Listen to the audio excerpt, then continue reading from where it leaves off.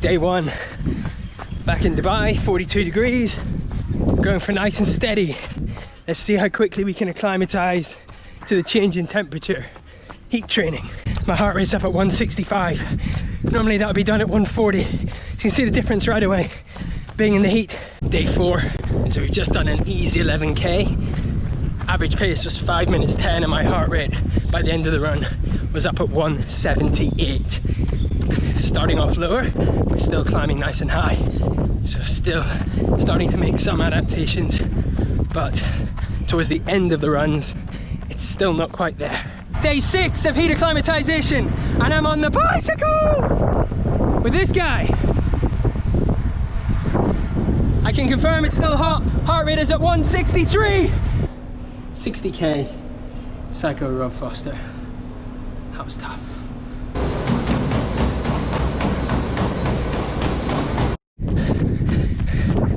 "90-second efforts, 2 minutes recovery, times 12. So my heart rate on the efforts is maxing out the same as it was on my easy run yesterday. Uh-oh. Day 8, 105k bike. It's Monday. We are cycling again. 40k an hour, 140 watts. So day one back in Dubai, I did a 1 hour easy run. Today I'm doing the same. Let's see what the difference is now that I've been back for 10 days. How much is my body acclimatized to the heat? I want to sum up the last 10 days of training, the UK into Dubai. The field temperature in Dubai was, I think, about 20 to 25 degrees higher. In those 10 days of training, I ran a total of 100 kilometers and I biked a total of 204 kilometers. So my first run back was an easy 10k. I did it fasted and first thing in the morning. The temperature was 33 at the start, 35 at the end. Average heart rate 160 and I maxed out at 176. This was holding a 5:30 per kilometer pace, and my aerobic decoupling was a massive 20%. My heart rate was jumping up whilst my pace was remaining consistent.